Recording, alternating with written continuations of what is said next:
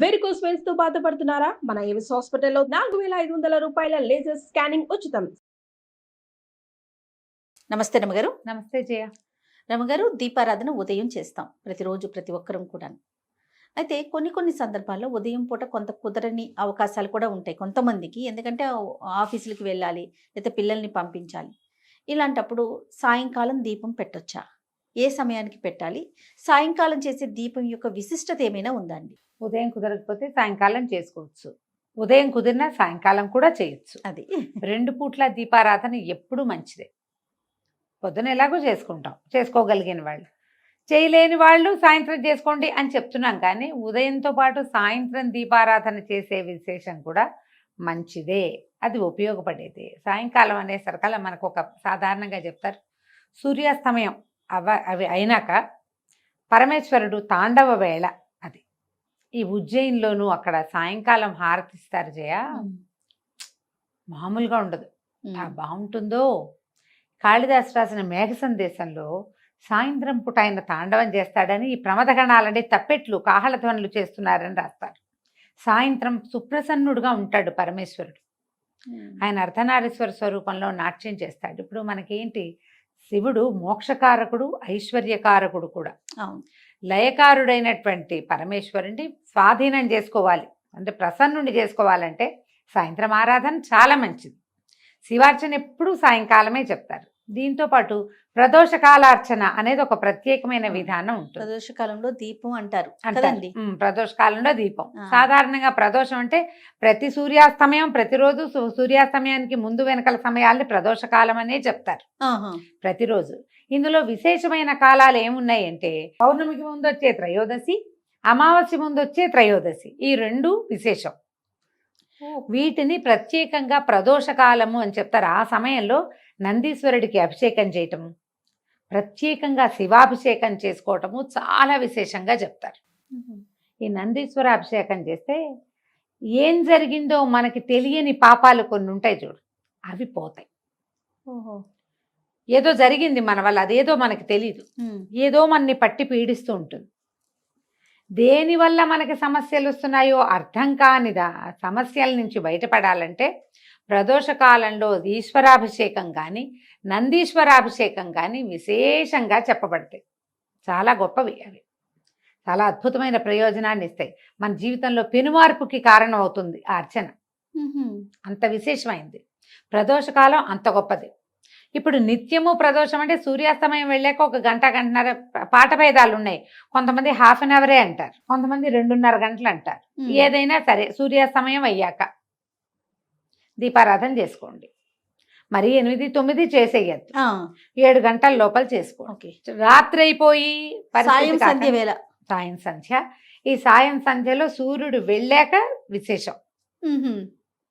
వెళ్ళాక సూర్యాస్తమయం అయ్యాక అప్పుడు మీరు ఏదైనా చదువుకోవచ్చు, ఏదైనా చెప్పుకోవచ్చు.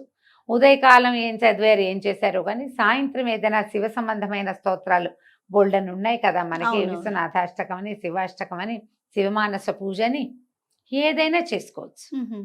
ఏదో ఒకటి చేసుకుని కాస్త దీపారాధన వెలిగించుకోవటం. కుదిరితే సాయంకాలం ఆలయ దర్శనం చేయటం, కుదరలేదు సన్నబెట్టుకోండి ఇంట్లో. అందరికీ అది అక్కడ డౌట్ ఉంటుంది, సాయంత్రం చేస్తే మంచిదేనా అని. సాయంత్రం చేసినా కూడా మంచిదే. ఎలాంటి ఫలితం ఇస్తుందని మానకుండా చేయటం మరీ మంచిది. ఎలాంటి ఫలితం ఇస్తుందంటే శివానుగ్రహం లభిస్తుంది జయ. సాయంకాల దీపారాధన వల్ల మనకి లభించేది శివానుగ్రహమే.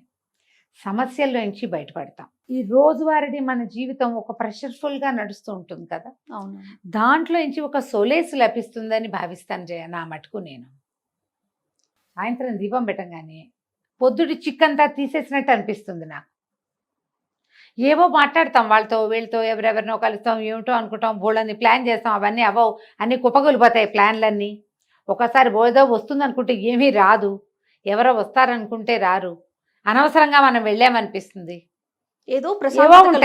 ఏవో ఉంటాయి. ఇవన్నిటికీ ఆ దీపం పెట్టి కాస్త అగరత్తు వెలిగించి, ఒకట పంచాపచారాలు సాయంకాలం పెద్ద పువ్వులు గివ్వులు పెట్టరు ఎవరు, పొద్దున్న చేయని వాళ్ళు పెట్టుకుంటారనుకో. ఆ ధూపం కాస్త ఇంట్లో అట్లా చూపించామంటే హాయిగా ఉందిరా, ప్రశాంతంగా ఉంది, ఈ పూట చిక్కు వదిలిపోయింది అనిపిస్తుంది. అది ఫీల్ అవ్వాలి. నా జీవితంలో ఏం మార్పు లేదండి అంటుంటారు కొంతమంది, వింటాను, నాకు చెప్తుంటారు. మీరు చెప్పారు కదా 11 days నేను రోజు దీపం పెట్టాను, నా జీవితంలో ఏం మార్పు లేదండి. దీపం పెట్టడమే మార్పు. కరెక్ట్ అండి. ప్రతిరోజు మీరు 6:30-7 గంటలకి చకచకా స్నానం చేసేసి ఇల్లు బాకిలి ఏదో ఒక మాదిరిగా అయినా తుడుచుకుని, పొద్దున్న తోమినంత తోమకుండా కొద్దిగా ఒక మాదిరి వాకిలి సంధ్య వాకిలి జిమ్ముకుని, ఓ చెంబు నీళ్ళు పోసుకుని, కొంచెం ఫ్రెష్ బట్టలు కట్టుకుని, ఒక దేవుడి దగ్గర కూర్చుని 10 నిమిషాలు ప్రశాంతంగా ఉన్నావంటే ఏమిటి అదే నాంది, ఏమిటి ఇంకేం కావాలి నీకు? అంతే కదా. ఆకాశం ఊడి పడాలి, ఎప్పుడు పడుతుంది దానికి సమయం వచ్చినప్పుడు. రోజువారీని పరుగులో నువ్వు ఒక్క 10 నిమిషాలు భగవంతుడికంటూ సమర్పించగలుగుతున్నావంటే అదే పెను మార్పు. అంతకంటే ఏం మార్పు కావాలి? ఏదైనా శివ సంబంధమైనవి చదువుకోండి. నువ్వు కూడా సాయంత్రం దీపమే కదా పెడతావు. ఈ పొద్దున పూట పరిగెత్తే వాళ్ళందరూ సాయంకాలం ఇంటికి వచ్చాక కాస్త చక్కగా ఫ్రెష్ అయ్యి ఏదో అవసరమైన 2-3 పనులు చేసుకుని ఆ దేవుడి దగ్గర 10 నిమిషాలైనా కూర్చుని దీపం పెట్టుకుని ఒక అగరత్తి వెలిగించి ధూపం దీపం సమర్పించి ఏంటో ప్రశాంతంగా అనిపిస్తుంది రమ్మగారు. ఆ ఫీలింగ్ ఏంటో తెలీదు. అంతే. మీరు చెప్పినట్లుగా అమావాస్య ముందు పౌర్ణమి ముందు స్పెషల్ గడియలు ఉంటాయి అన్నారు కదా, ఆ విషయం నాకు తెలీదు. అదేలే, నేను ఉదయం నాకు కుదరక సాయంత్రం పెట్టుకుంటా, భలే ప్రశాంతంగా ఉంటుందండి. ఒక 2 రోజులు కుదరకపోతే ఏదో ఆందోళన, ఏదో మిస్ అయిపోతుంది, ఏదో అట్లా అనిపించేస్తుంది. ఓ పండో ఫలమో పటిక బెల్లమో పంచదారో బెల్లం ముక్కో నివేదన చేయటం, కాస్త దండం పెట్టుకుని ఒక 5 నిమిషాలు స్థిమితంగా ఉంటుంది. దానికోసం అన్ని పనులు ఆపుకుంటాం, చాలు. చేయండి. సాయంత్రం దీపం చాలా మంచిది. ఈ ప్రదోష కాల అర్చన ఎక్కడైనా శివాలయాల్లో జరిగే చోటకి వెళ్ళచ్చు. నందీశ్వర అభిషేకం 3-4 చోట్ల జరుగుతుంది. అరుణాచలంలో విశేషంగా చేస్తారు. మాసం చివర అమావాస్యకి ముందు వచ్చే త్రయోదశి బాగా విశేషంగా చేస్తారు, చాలా విశేషంగా చేస్తారు. ప్రదోష కాలార్చన అద్భుతంగా చేస్తారు. ఇటీవల కాలంలో నేను ఒకరితో మాట్లాడాను. దగదర్తి అని ఇది దేవాలయం నెల్లూరు జిల్లాలో ఉంది. దగదర్తిలో ఉన్న ఈ శివాలయంలో కూడా ఈ పేరుతోటి యూట్యూబ్ ఛానల్ కూడా ఉంది. కేవలం శివాలయం ఇంకేం లేదు. వాళ్ళు కూడా ఈ నందీశ్వర అభిషేకం చేస్తారు ప్రదోష కాలంలో. నేను నెల్లూరు వెళ్ళైనా మూలాపేట అని ఒక ప్లేస్ ఉంది, అక్కడ మూలస్థానేశ్వరుడు అనే దేవాలయం ఉంది, అక్కడ శివాలయం పాతది.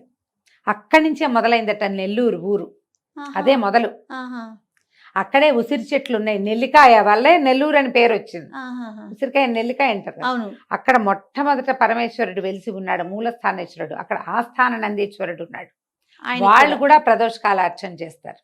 కొన్ని దేవాలయాల్లో విశేషంగా కనపడుతుంది. మీ సమీపంలో ఎక్కడైనా ఉంటే ప్రదోష కాల అర్చన చేయించుకోండి. ఈ అరుణాచలంలో దగదర్తిలో వీటన్ని చోట్ల కూడా మనం బుక్ చేసి పెట్టుకోవచ్చు. గోత్రనామాలు పంపిస్తే అర్చన చేస్తారు. అవకాశం ఉన్నప్పుడు ఒకసారి వెళ్ళి దగ్గరుండి ఆ నందీశ్వరుడికి చేసే అభిషేకాన్ని చూడొచ్చు కంటితోటి. ఇది విశేషమైనది. నువ్వు ఎందుకు అడిగావో సాయంకాల దీపంని, దాంట్లో మనం ప్రదోష కాలాన్ని కూడా కలుపుతున్నాం. అవునండి. ఇప్పుడు మీరు సాయంత్రం పెట్టే దీపాన్ని ప్రదోష దీపం అనొచ్చు. మీరు రోజు పెడతారు, ఆటోమేటిక్ గా త్రయోదశులు 2 కవర్ అయిపోతాయి. అవును కదా, తెలియకుండానే ఆ రోజులు కవర్ అయిపోతాయి. ఏదైనా మానేసే పరిస్థితి, మీరు బయటకు వెళ్ళే పరిస్థితి ఉంటే ఈ డేట్ చూసుకోండి. ఓకే, అమావాస్యకి ముందు పౌర్ణమికి ముందు రమ్మగారు. ఇవి 2 విశేషమైనవి, పెట్టుకోండి జాగ్రత్తగా. శివ సంబంధమైనది ఏ స్తోత్రం మీరు చదువుకున్నా కూడా మీకు అద్భుత ఫలితం. అంటే జయ, బ్రహ్మాండం ఊడిపడదు. అంతే కదండి. 2 పాయింట్లు ఉంటాయి వీటిలలో ఎప్పుడు కూడా. నీకు కావాల్సింది కాదు, రావాల్సింది వచ్చేస్తుంది. 1.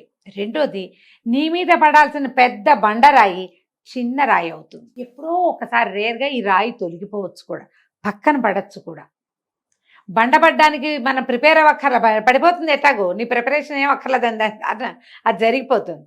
ఆ జరగాల్సిన భయంకరమైన పరిస్థితుల్లోంచి నువ్వు ఒక మాదిరి స్థితిలోకి మారగలుగుతావు ఈ అర్చనలు వాటి వల్ల. ఓకే, ఈ పాజిటివ్ ఎనర్జీ వల్ల మనం కొంత తప్పించుకుంటాం.